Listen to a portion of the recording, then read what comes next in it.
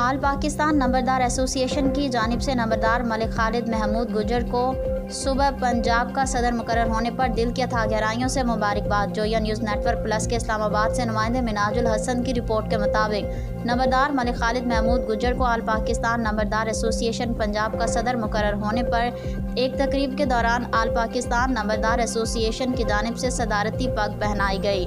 اس تقریب کے روح رواں نمبردار راجہ اشفاق کیانی ڈویژنل چیئرمین و سرپرست اعلیٰ راولپنڈی ڈویژن تھے۔